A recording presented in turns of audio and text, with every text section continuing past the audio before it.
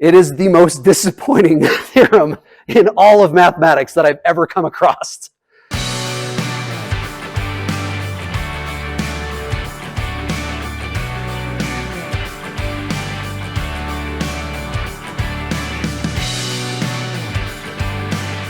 Ranked choice voting is kind of a hot topic, I think, in the media right now. A lot of people have very strong opinions about it.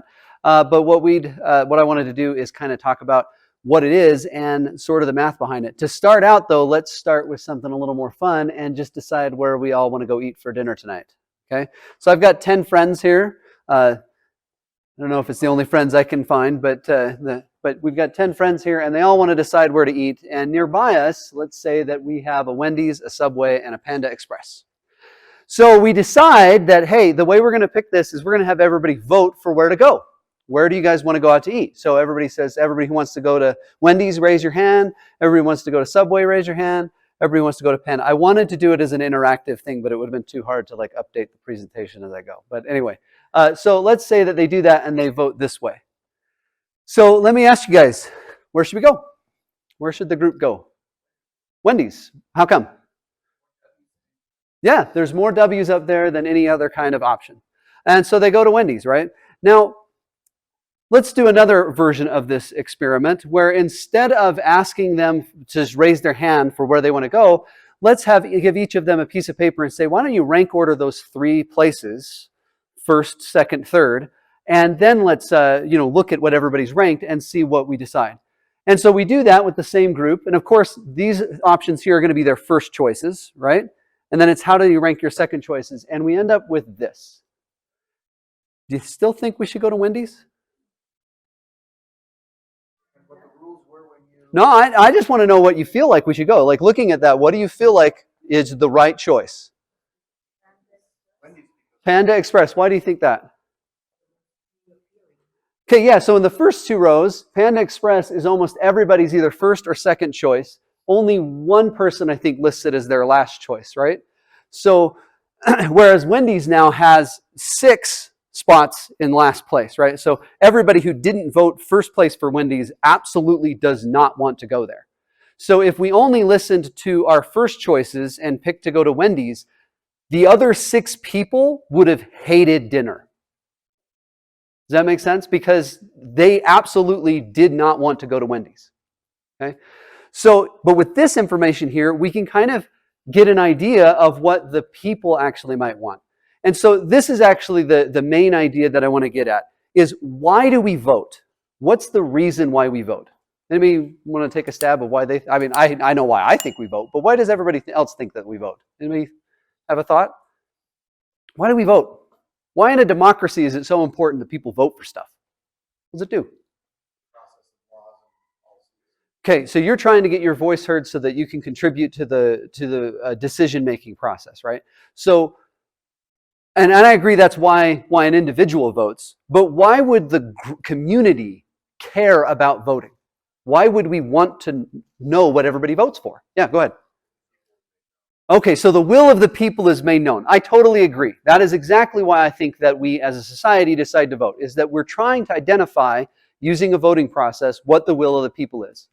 So let me ask you, with this here that you just saw, we tried a voting process initially to try to identify the will of this group of 10 people about where to go eat.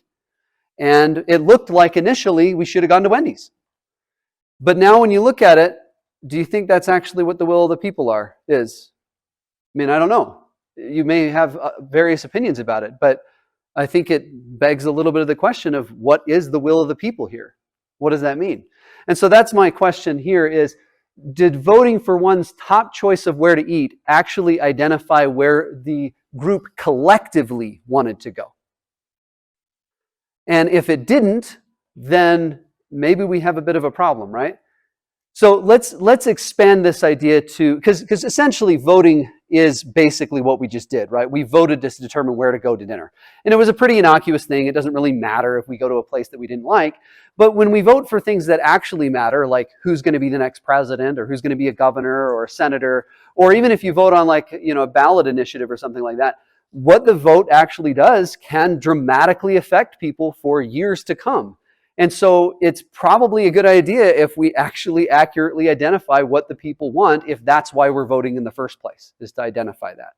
And so let's take a broader example and take a look at how this might play out in a more semi-realistic case. So we have let's look at an example of an election with 4 candidates. And we have Ralph, Libby, Indy, and DeMarcus here. And they're all running for, I don't know, pick your favorite position.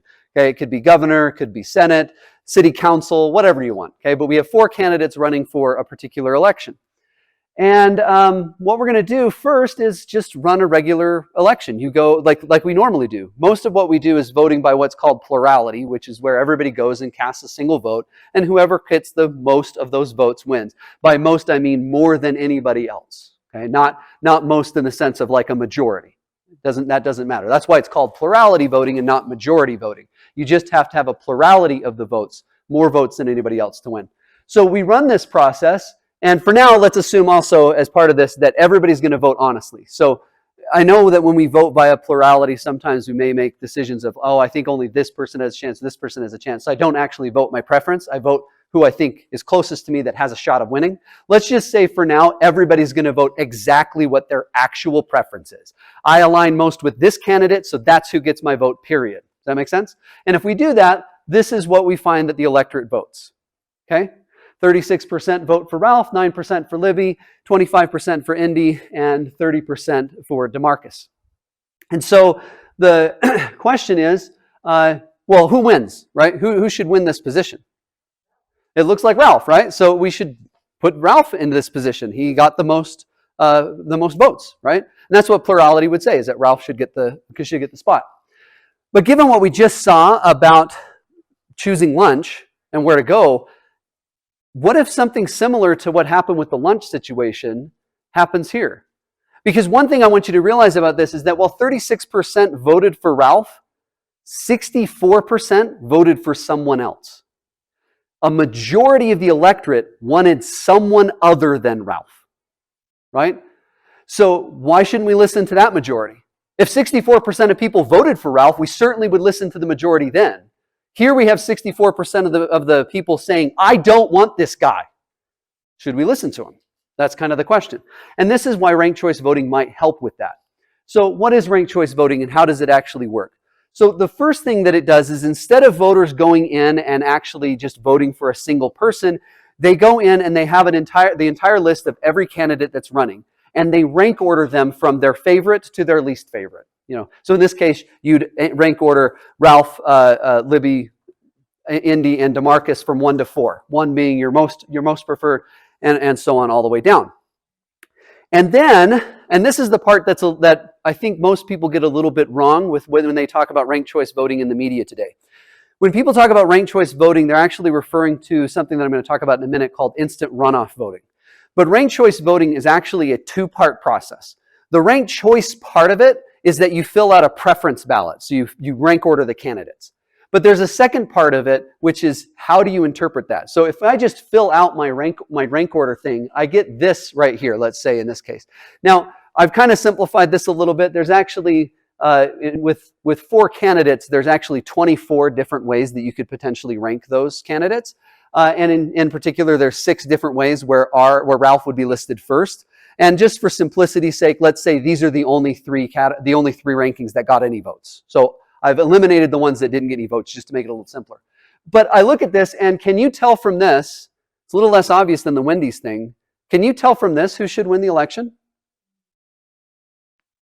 And so from this, it's actually really hard to just at a glance pick who should be the person to vote, right? So this is part of the issue too, is that we have to figure out how to interpret the rankings as well. So when we just had 10 people voting and we just saw 10 people's rankings of 3 candidates or whatever, it wasn't too hard to eyeball it. But if we're going to do this on a larger scale and try to really understand what that ranking meant, we need to add to it a rule that tells you how to interpret the ranking. How do you identify what the people want from that preference list? And so ranked choice voting is 2 parts. The first is you rank order the candidates in a preference ballot. That's the first part. The second part is you decide how you're going to interpret that. And we'll talk about the implication. The main part of this talk is talk about the implications of the different types of ways that you can interpret this.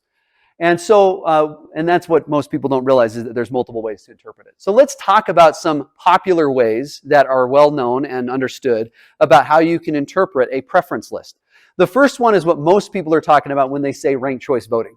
Most people, when they say RCV, like if you read ranked choice voting or RCV in a newspaper article, they're referring to a preferential ballot that is interpreted using the instant runoff method. Almost guaranteed that's what they're referring to. So that's actually kind of monopolizing the term ranked choice voting, because any of these things that I'm going to talk about are technically ranked choice voting, right? But the instant runoff is what's most popular in the media today. And we'll talk about what each of these are as we go. I'm just going to give you some names here. Another method is called Coomb's method. Then there's something called the Condorcet method, named after a French philosopher mathematician named Marquis de Condorcet. There's Copeland's method. Most of these other ones are named after people. And a board account. There's actually a ton of different ways that you can interpret the preference model, and trying to identify which one is best is kind of the point of this talk. But to simplify things again, I'm just going to use sort of the most common ones that people talk about. There's tons of other ones, but let's go into these ones so you can kind of see how they work. And I'm going to add one more in a little bit, but let's start with instant runoff. So what does this actually mean? So when you have that preference list, you can identify the people who have the first place votes. Just look at that first row. And you first look to see if anybody has a majority of the first place votes. And if anybody does, they're the winner. You're done, because they're going to have more votes than anybody else anyway. Okay? But if nobody has a majority, that's where this stuff kicks in. So if nobody has a majority, what you do is you look for the candidate that has the least number of first place votes, and you say they're eliminated from the election. They lost. And then you remove that person from everybody's preference list, which resolves a shorter order of the remaining candidates. And then you look at it again and say, now who has the most first place votes? And if there's a majority, you go and pick that person. If not, you do the process again. So it just repeats. It's a process of elimination, and you'll end up with getting two candidates, and at that point, somebody will have a majority of the remaining votes. But let's see what happens if we try to apply instant runoff to this scenario here.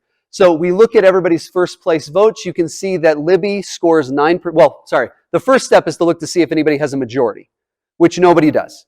So now we go into elimination mode, and we look at who has the least first place votes, which is Libby with 9%. So Libby gets eliminated. So we remove Libby from not only contention, but we also remove her from every single one of the orderings. And it reorders everything this way. So now you have 3 that are ordered, but if you notice, now some of them are the same ordering, right? Because we removed Libby. So we have to recollect those and figure out what the new percentages are. So if we recollect them, we end up with these 4 possible orderings left over with the new percentages that are just the sums of the ones that collected into that group. And you can see now we still don't have anybody with a majority. Who gets eliminated this time?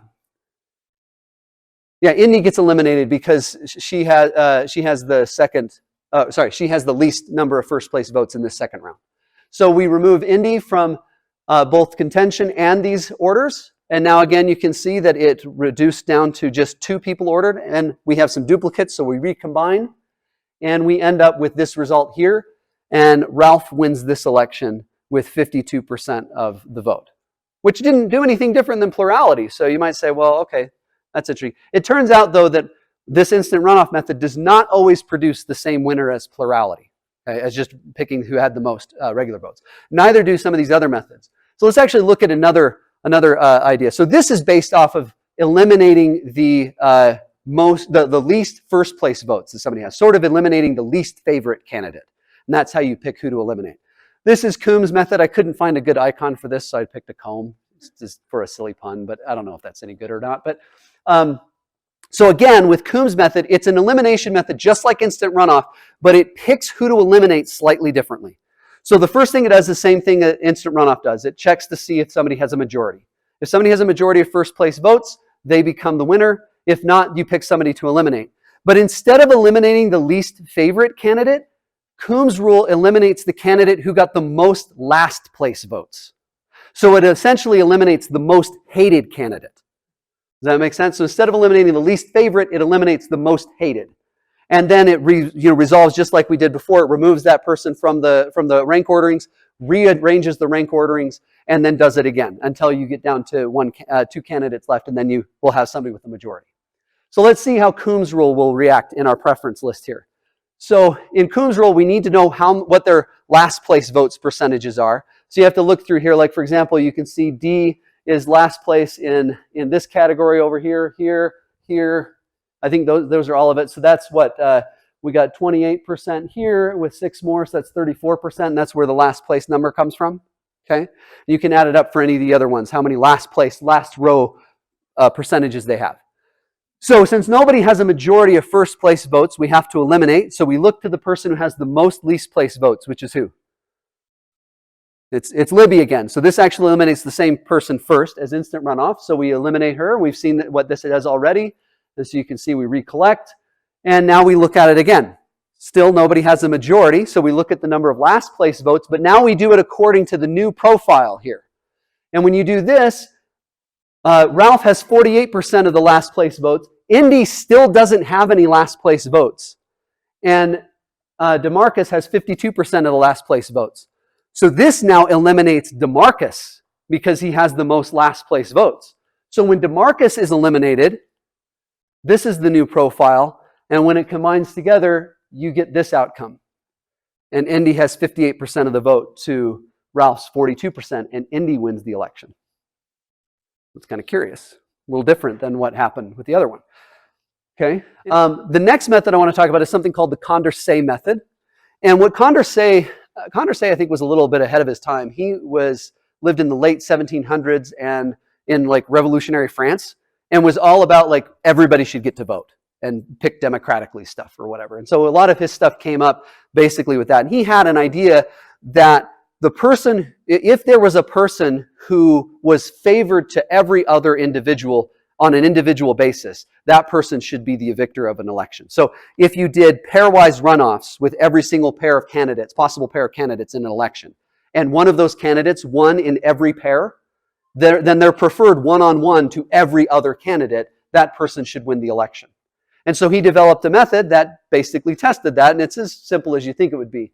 They consider every possible pairwise runoff, and you can do this real easily with a preference ballot.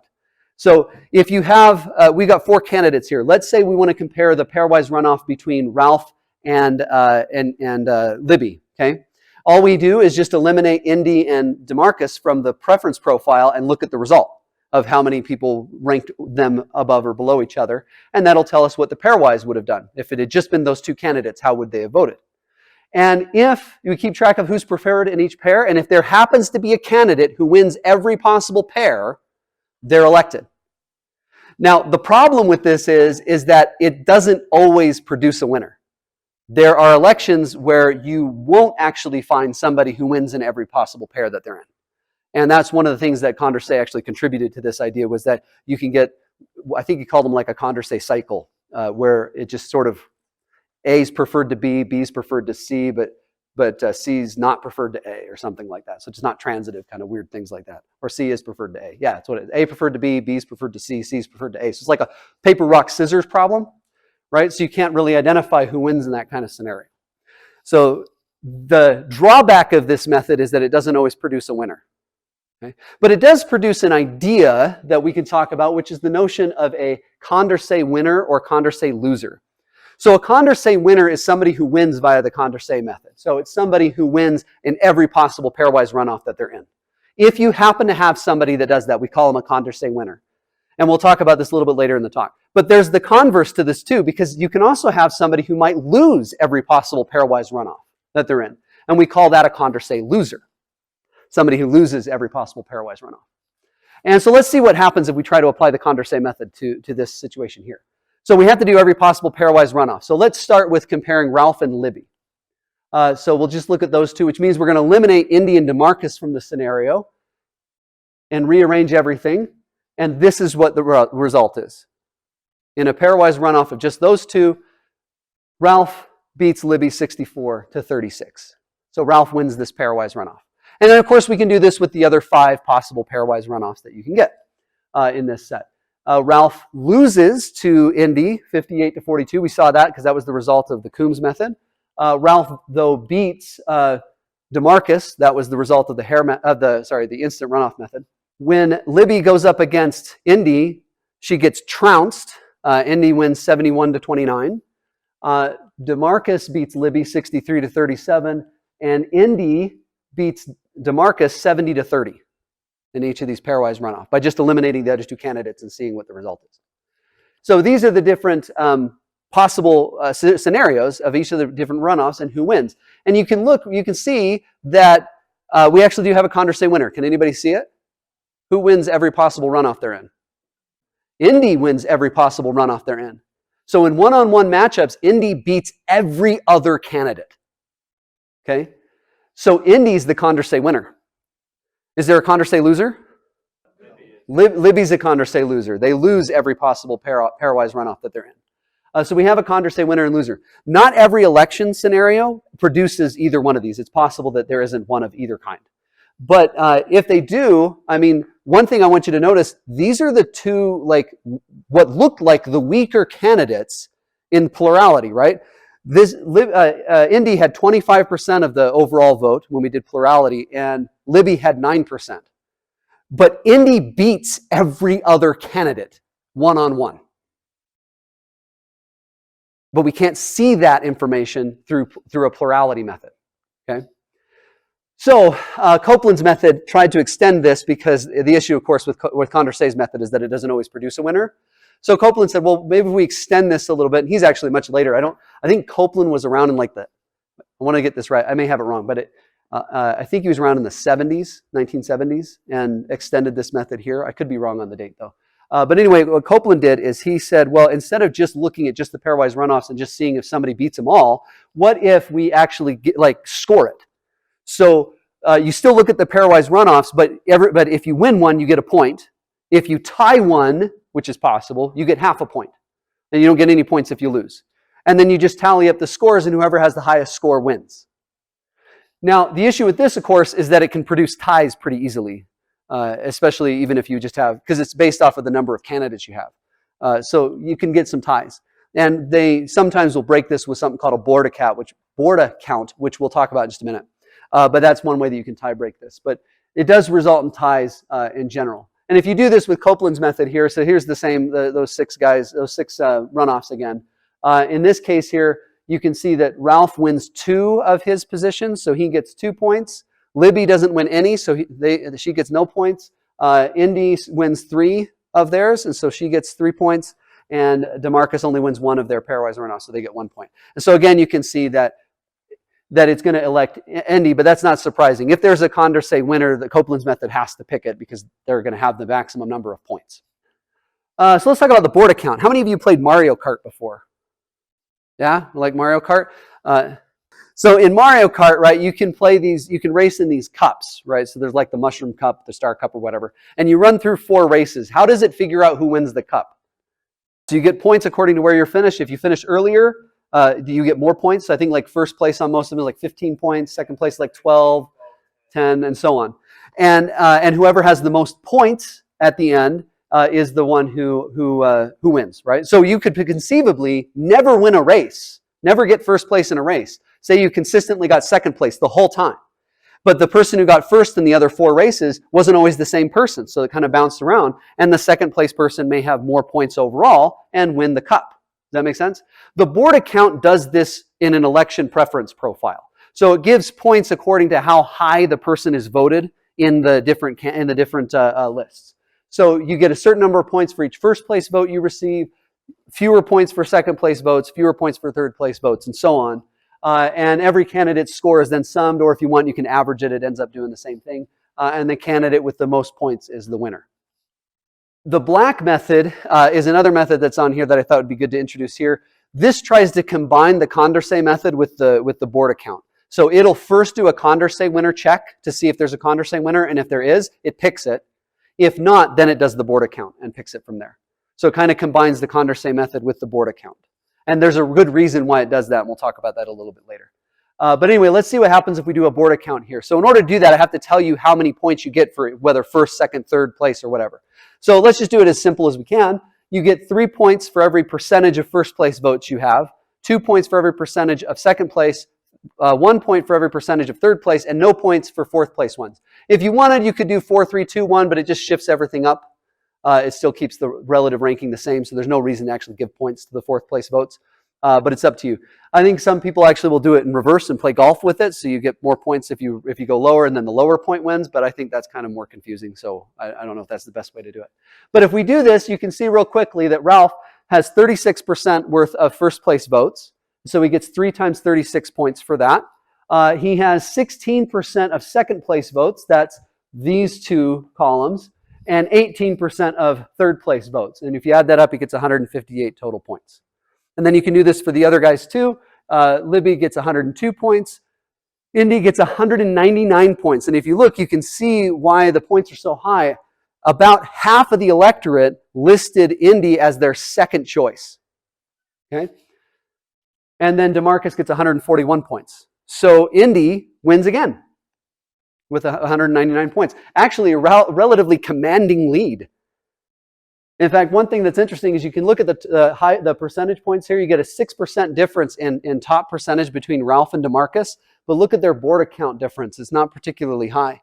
Whereas Indy only has a 5% difference to DeMarcus, but has like 59 more points in the border count because it's taking into account more than just first place choices. And so again, yeah, Indy wins. So what do we do with all this? The real question is, now that you've seen different ways to interpret this and you've seen other winners come about, my question for you is, does plurality actually identify what the people wanted? Did it actually succeed? So the way we regularly vote, where we just pick one candidate and the person who gets the highest number of votes wins. Does that actually do what we think it does? And if not, did one of the other methods do a better job? Well, and just so that you can see how relevant this is, the numbers I used was 36, 30, 25, and 9, right? That was the first place vote percentages.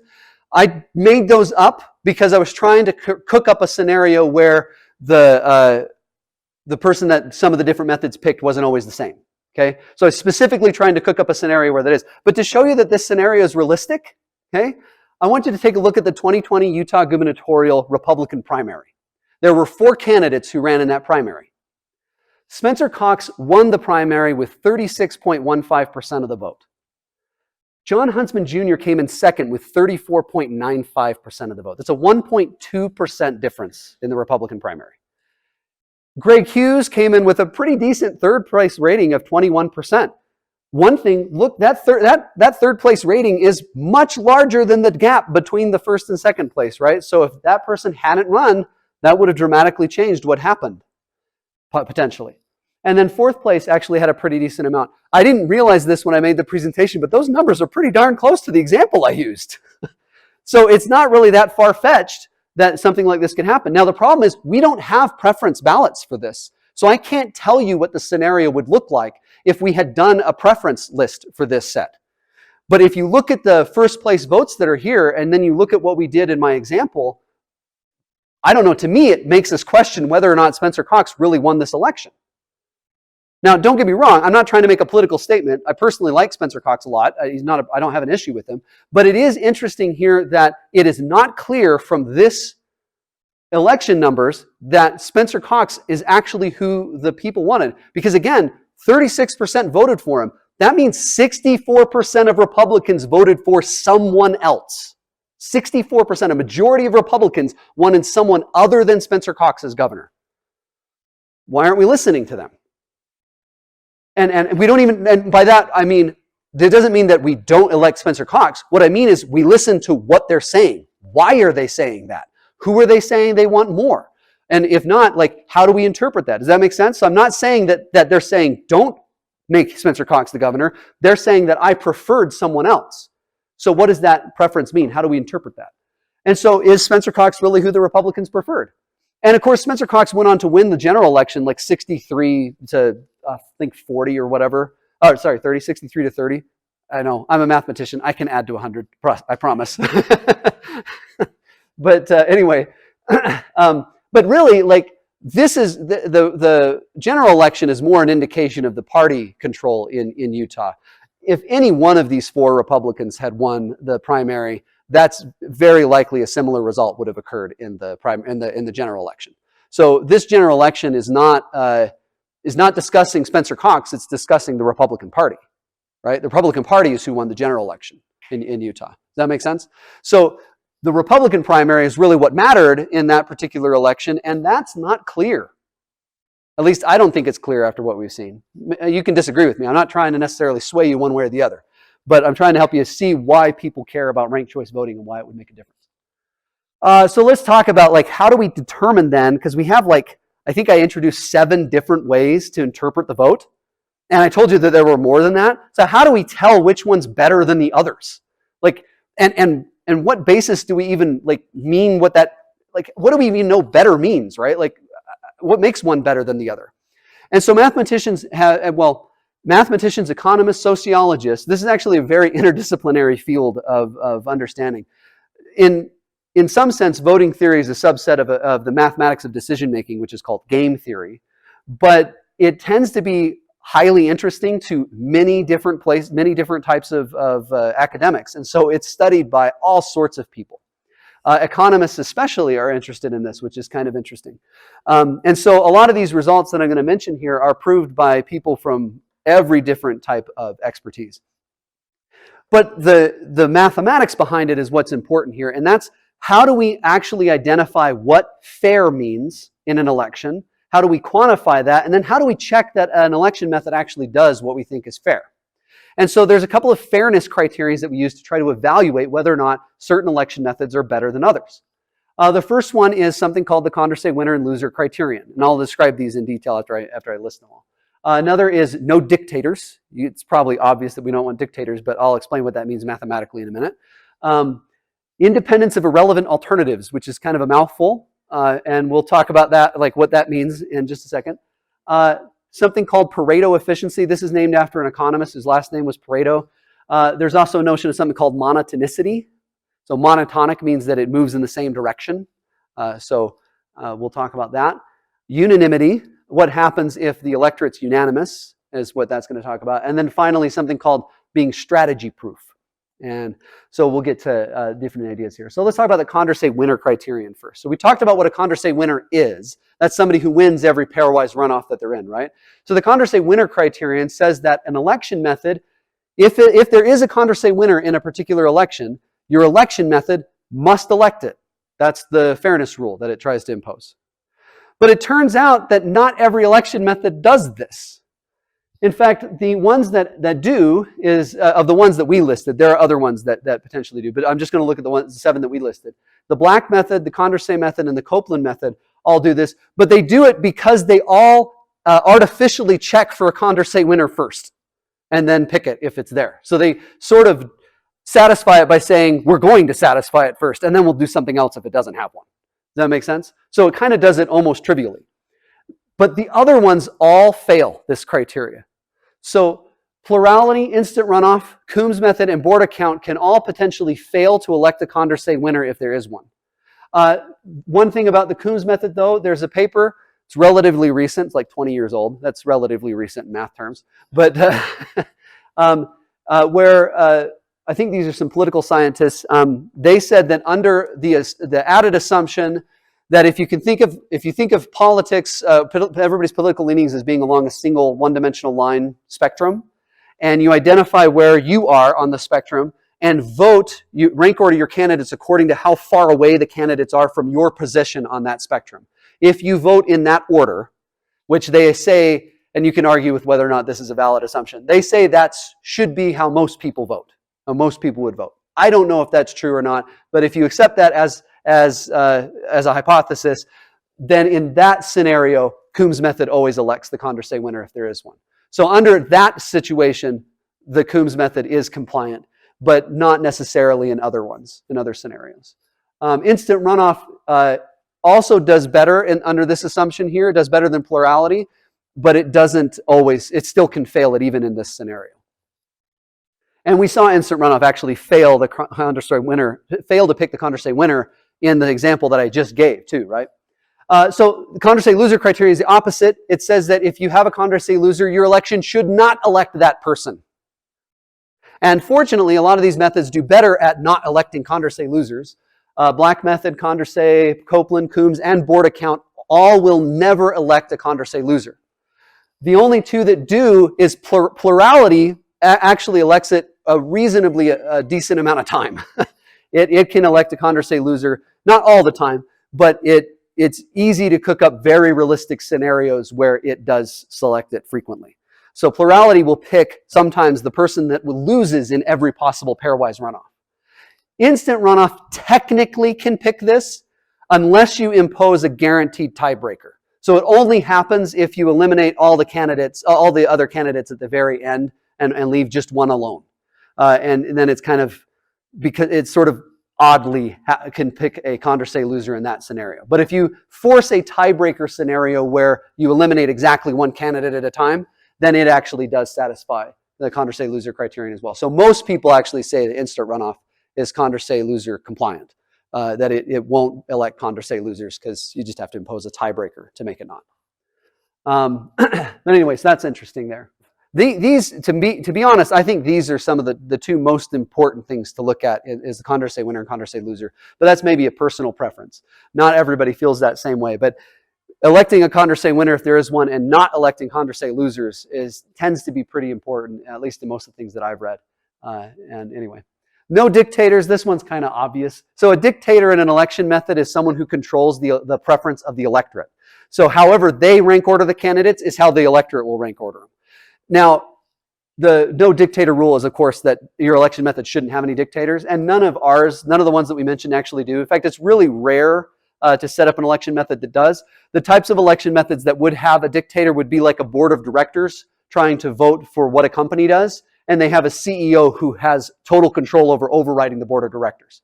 So if the CEO can unilaterally make whatever decisions they want, they're a dictator in that election, and whatever they pick is what happens. And the board of directors votes only matter if the dictator says, I don't care. Does that make sense? So in most public election scenarios, as long as we actually have a democracy, you'd almost never fail this rule. But it's there because mathematically we have to make sure we account for it. Okay, so this one's a little weird. Independence of irrelevant alternatives. And it's got a mouthful for a name. But basically the idea is that, so these voting methods, these rank order voting methods produce a preferred rank order for the entire electorate. And what independence of irrelevant alternatives says that if every single voter keeps their preference between candidates A and B the same, so if they prefer A to B, they maintain that relative relationship, or if they prefer B to A, they maintain that relative relationship. But then potentially change their preference order of the other candidates. So maybe move candidate C up or down. It should not change how the electorate's overall rank orders A and B.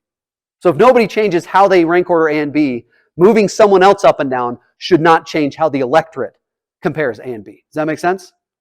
That's kind of a little weird. So in other words, you shouldn't be able to affect how the entire electorate views candidates A and B by changing your preference of some random other candidate. Now, if you understand what I mean here, you would want this. You shouldn't be able to screw around by picking other candidates and moving them up or down and then affecting these other candidates that nobody ever changed the way they preferenced. But it turns out that this is actually really, really hard to satisfy. The only methods that satisfy it is Condorcet, Copeland, and plurality. Plurality does it sort of trivially because it doesn't care what the rank order is. It just looks at the first place votes. So it satisfies it because it doesn't check for it. Condorcet and Copeland do it because they only look at pairwise runoffs. And so how the other things are relatively rank ordered don't affect the pairwise runoffs at all. So all three of these methods sort of satisfy this trivially, but all the other ones fail. And they fail pretty decently too. I'll show you an example of how the Coombs method fails here. So the Coombs method fails this as follows. So I've cooked up another example election here.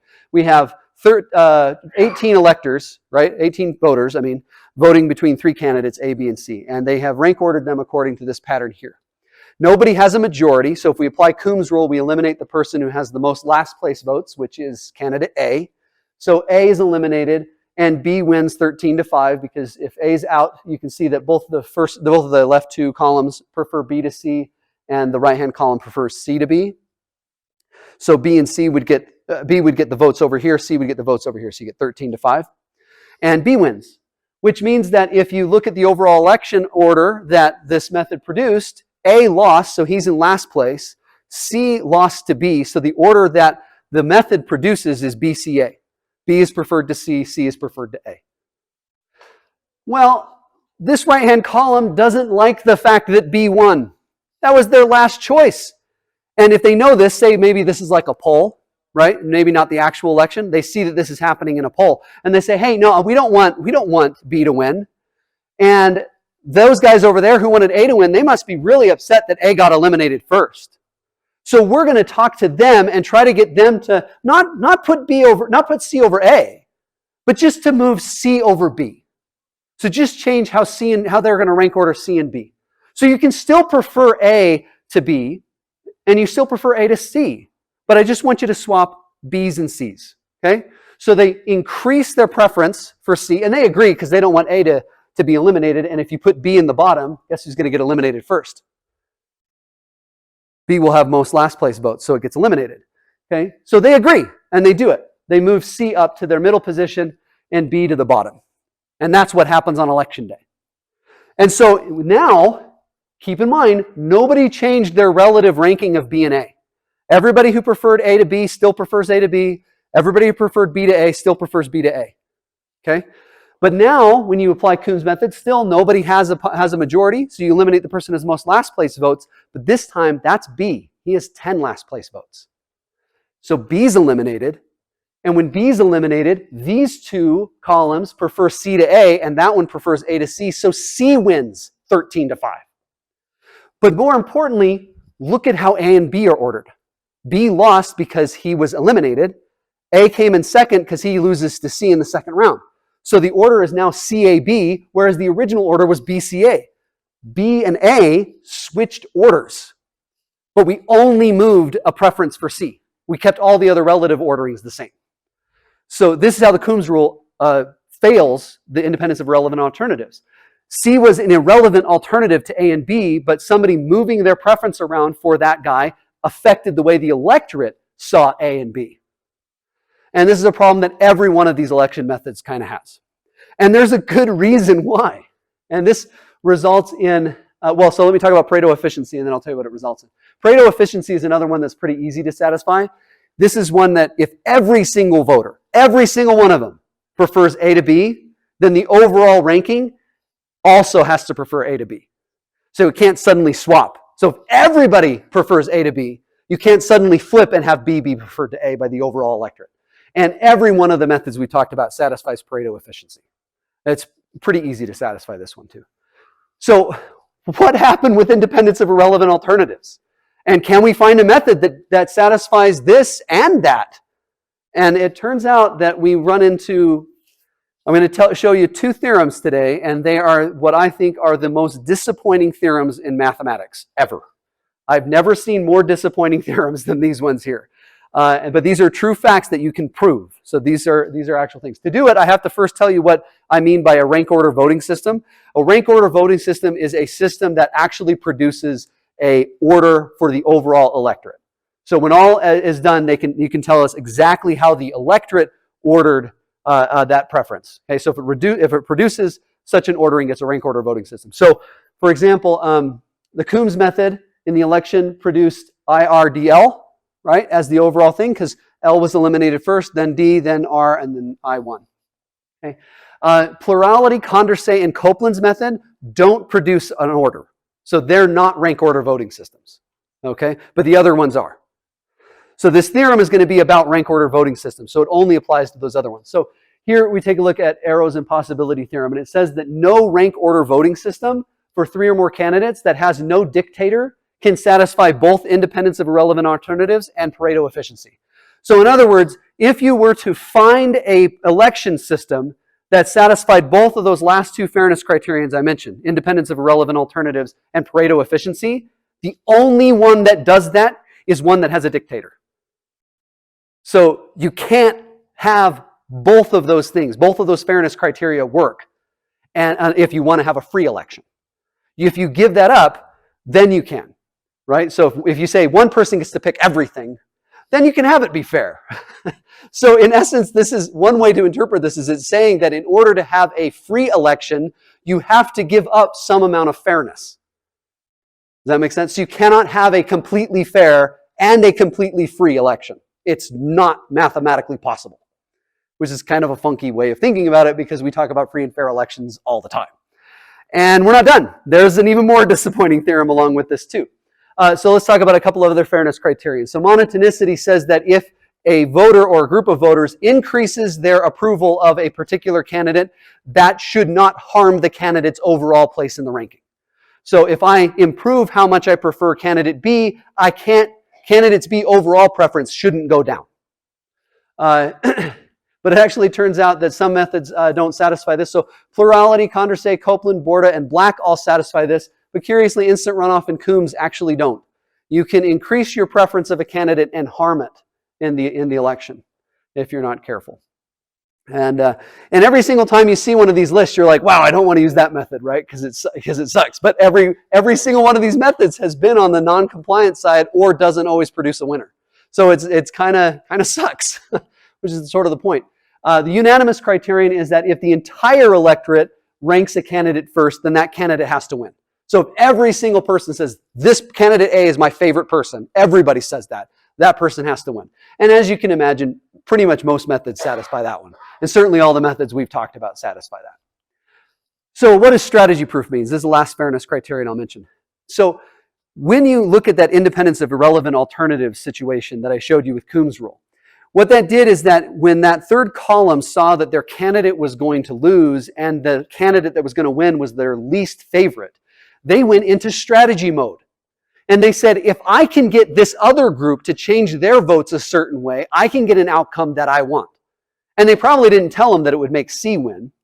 Maybe they were hoping they wouldn't notice. They played it off of, hey, your guy's not going to get eliminated in the first round if you do this, right? That's the trade-off that they got. So they started immediately trying to strategize in order to improve their situation by getting a group of people to not vote according to their actual preference, to lie about their voting preference in order for some other outcome to happen. Okay? And basically what strategy proof says is an election method is strategy proof if you can't do that. So if there's no way to improve your candidate's chances by manipulating your vote, by strategizing, strategic voting or whatever, then it's strategy proof. So in other words, the best result is always produced by being 100% honest in your preference profile. Which, to be honest, this is what you want. Because the issue is that the whole point of voting, right? You said it was to identify the voice of the people, identify what the electorate wants. Well, if half of the electorate is lying about what they want, how can you identify what the electorate wants?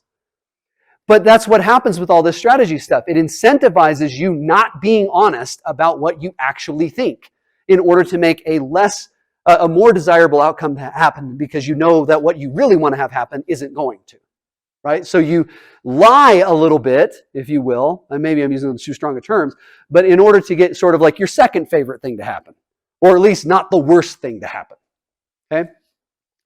None of our methods that we've presented are strategy proof. Every single one of them you can strategize through and affect the outcome by voting dishonestly. So, kind of sucks. It'd be really great if we had that, but there's actually a good reason why this is. And this brings us to the Gibbert-Satterthwaite theorem. No idea if I pronounced that correctly. He says that if you have at least 3 candidates and you have an election system that requires everybody to fill out a complete preference ballot, so they can't leave any of them blank or have any ties. Okay? They have to actually rank order every single candidate. Now, of course, if you don't know the candidates, you just flip a coin, or whatever, just rank order them.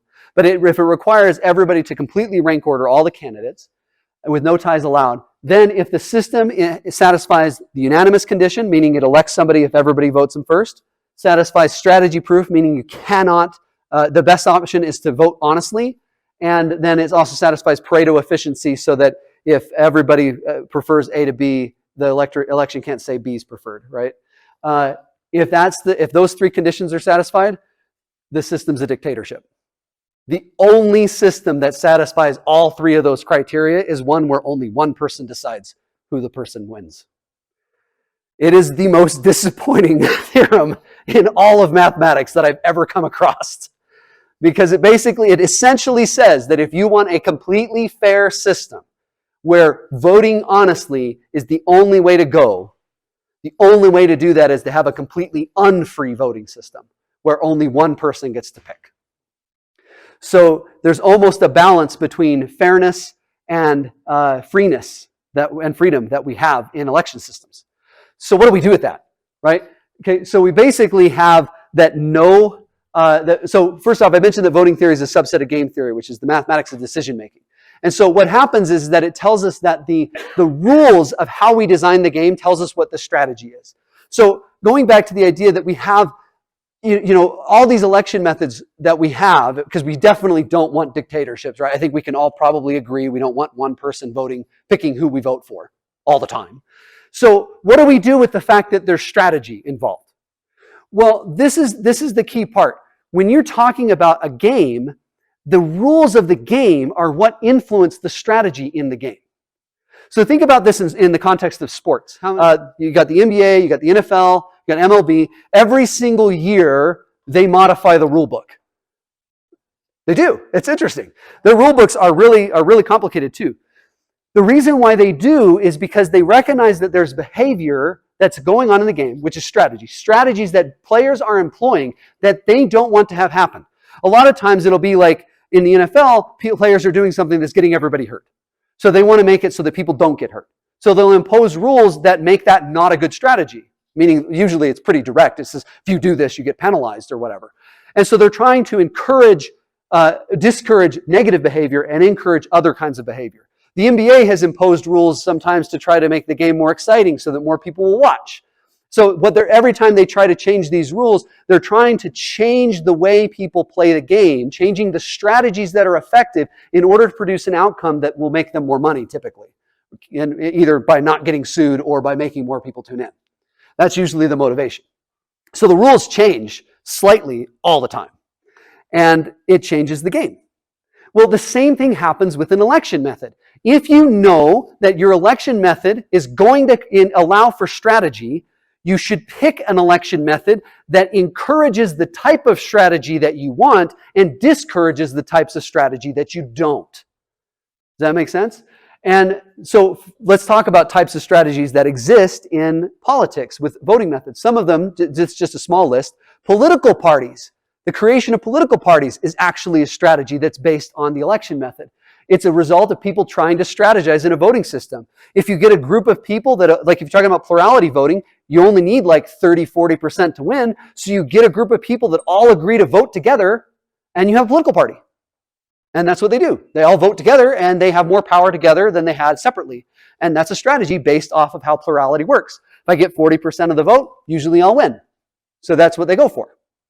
Gerrymandering, which I'll talk about a little bit, is another example of this. And also even some things that are indirect, like certain voting laws that indirectly enfranchise or disenfranchise different voters, are forms of this voting strategy.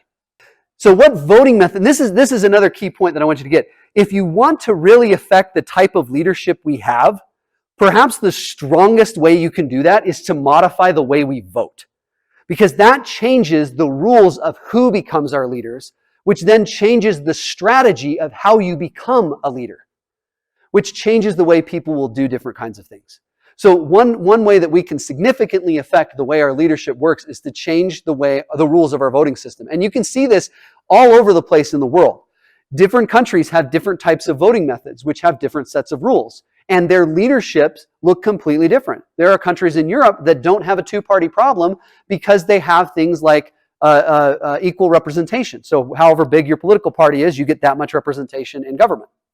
So if 7% of the population's in your political party, you get 7% of Congress. And that way you never have a two-party system. However strong your party is how strong you are in the actual legislative body. Whereas that doesn't happen in America, right? We have the Republican and Democratic Party, both of which have roughly around 30% of support in America. give or take, depending on the year, and they control pretty much everything, even though each party only controls somewhere between 30 and 40% of the populace. It's very kind of bizarre. So Arrow and Gibbert said, they're essentially saying that you can never completely get away from people trying to game the system. So how do you encourage the type of gaming that you want? So let's talk about some of these types of strategies that come out of this. Campaigning is another one. How people campaign and where they go to campaign is fundamentally connected to how your election method is set up. What your election rules are tell you where they are. Why? Because candidates tend to campaign less in places that are either overly safe or places that are overly hostile. So, for example, during the presidential election years, it's really rare for a presidential candidate to spend any amount of significant time in Utah. And the reason why they don't is because Utah is a very safe red state. We haven't voted for a Democratic president in decades. So the Republican candidates know that there's no reason to campaign here because they're all going to vote for me anyway, or enough of them all that I'll get all the votes from the Electoral College. So there's no benefit to me to go there. The Democratic candidates won't campaign here because there's no way for them to get anything out of it. We're overly hostile to that group. You're not going to get enough people to vote for you to get even a single electoral vote, so there's no point in going. It doesn't help you. So where do they spend all their time? They spend all their time at places where it does matter. And this is what the idea of a swing voter is. A swing voter is actually the people who hold the most power in an election. They're the ones that are undecided. Could go either way. Vote for one party or vote for the other if you have two parties, or vote for whichever party. Maybe there's four parties if you have a healthy system. You might have more parties than two. And so they could go either way. And they have the most power because they're in the middle of the electorate. They're the ones that get to pick what happens because people need their votes to make up that last little bit. If you only control 30 to 40% of the vote, you need part of what remains there. So that's who you're going to go after, those swing voters. Who the swing voters are and where they're located is often determined as much by the rules of the election as they are by the actual issues. You could have a contentious issue and Utah still doesn't matter. Does that make sense? Because we don't, at least in a presidential election, because we always vote red. So it doesn't matter how contentious the issue is. It doesn't even matter if a majority of people in Utah don't agree with the issue or not. Most of our elected leaders are all Republicans and they're going to vote that way. So it ends up not making a difference here because of the way we're set. We're not a swing vote in most of these places. The Electoral College is a perfect example for this. In fact, it's even worse there because the swing voters don't matter unless they're in what we call swing states, right? So a swing state is one that often votes red some years, votes blue other years in the presidential election. And the only people that matter in that state are the swing voters in there. So the swing voters in swing states essentially control the entire presidential selection process. And that's why they're the only ones that matter and why they get all the campaign visits, because the people running these elections know that strategy. Because that's how the system is set up. It's the rules that tell them where to go.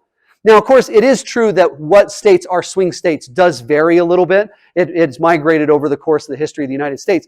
But every year you can tell where they're going to be. They're the ones that are usually split half and half, on Democrat to Republican in terms of where everybody leans. And then at that point, those people really, really matter. So for example, if you wanted to change how that worked, if for example, you got rid of the Electoral College, suddenly instead of swing voters in swing states mattering, if you went by popular vote, all swing voters in every state would matter. Every single one of them would, because every single one of them can affect the results of that election.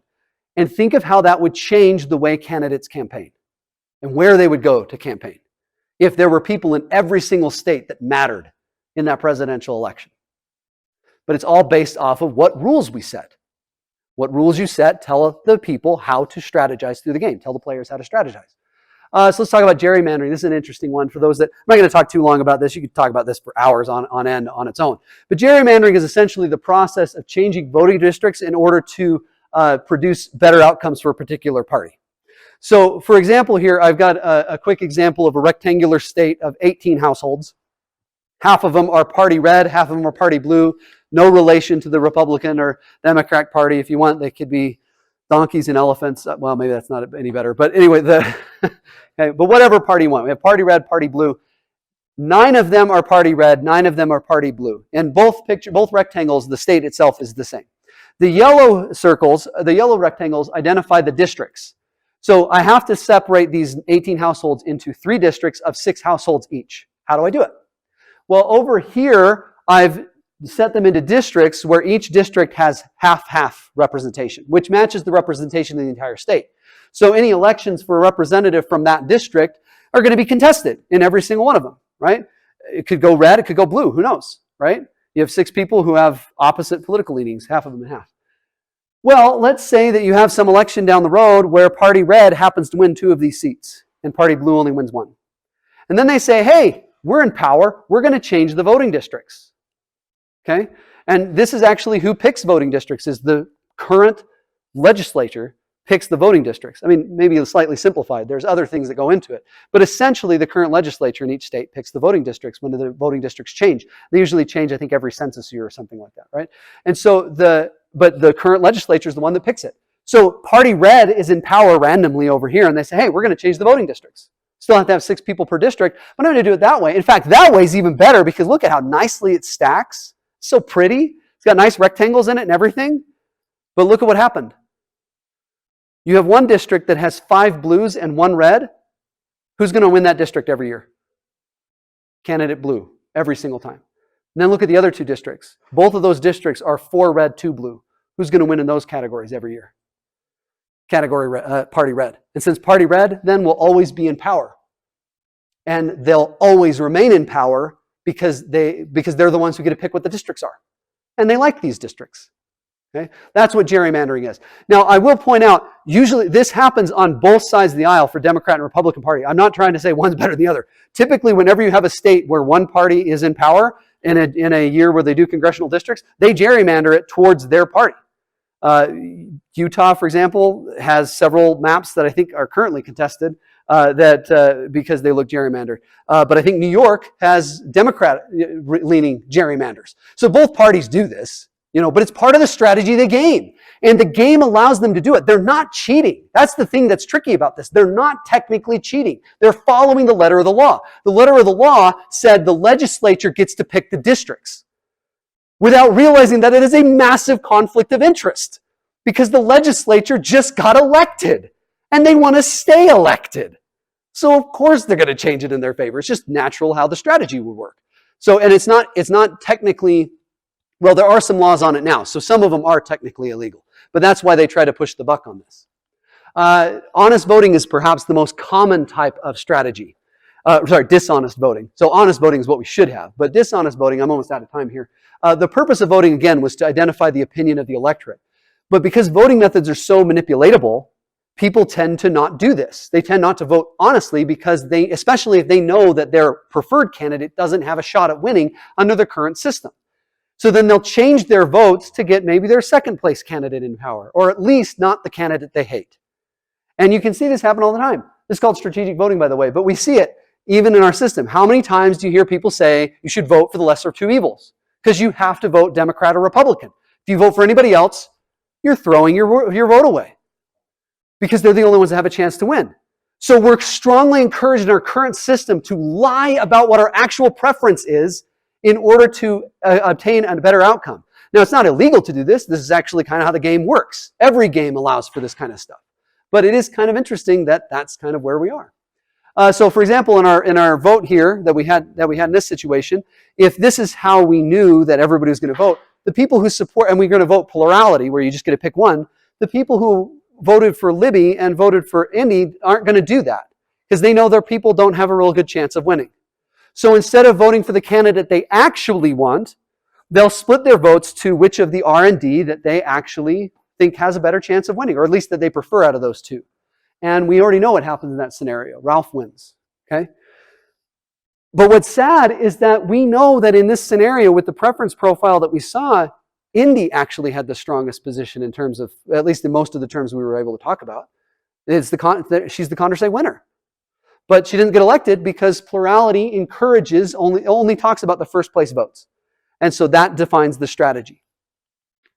So where does this go? So we've talked about you got to try to deal with strategy. You've got to try to, you're really trying to get people to vote honestly, but you can't do that, right?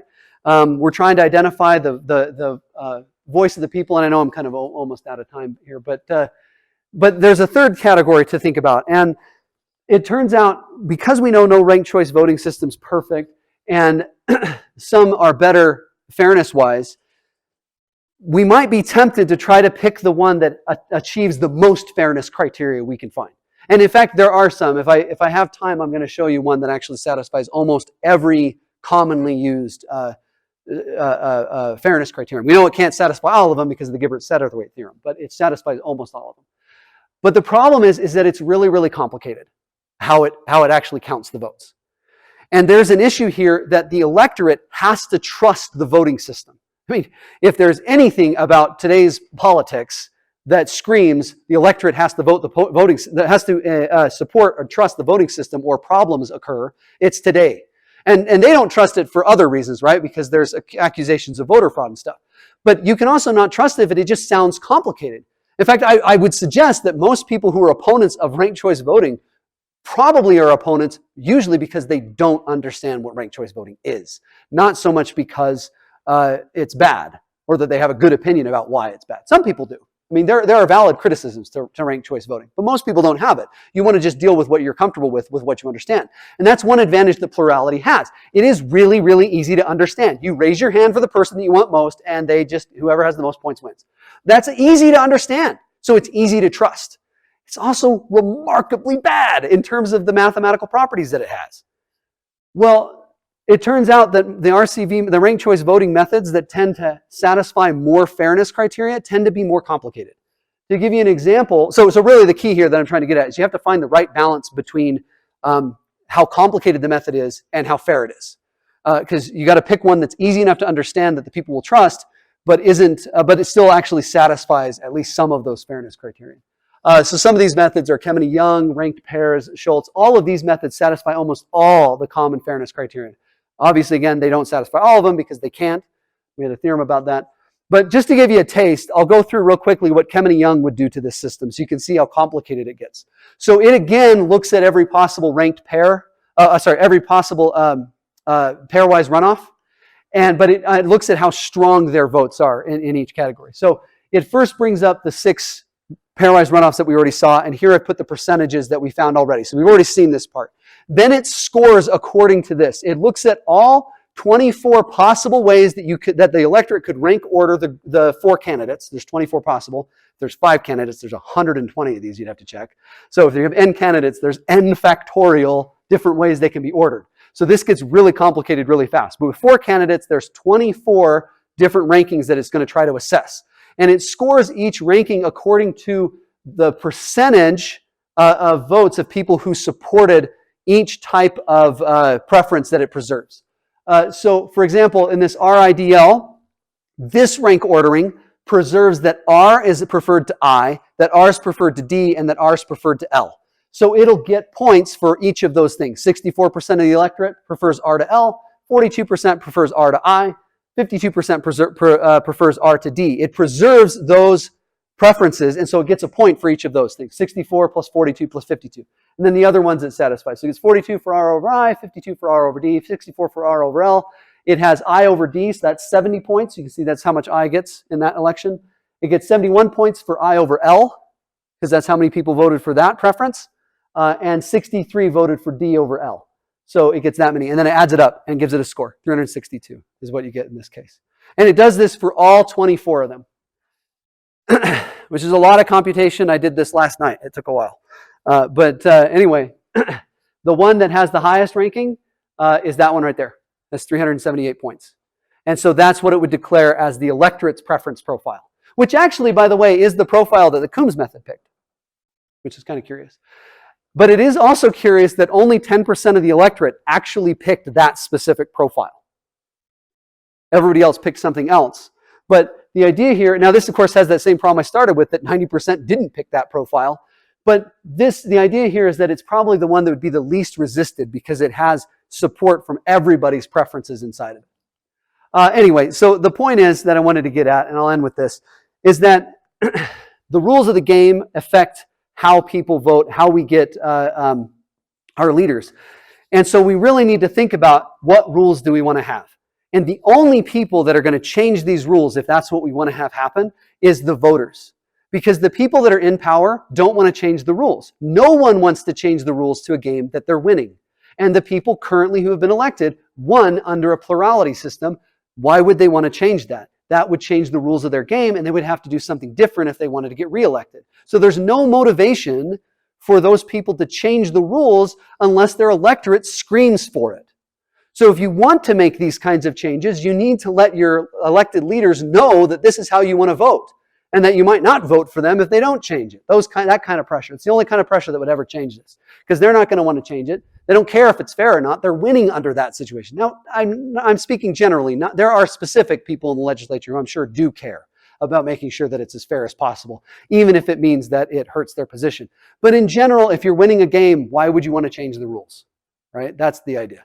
But most importantly, in a couple of weeks, just get out and vote. Doesn't matter who you vote for. It's important that we're always involved in whatever decisions we make. So make sure in a couple of weeks you go out and vote, and that's where I'll stop. Thanks for listening to me for a while.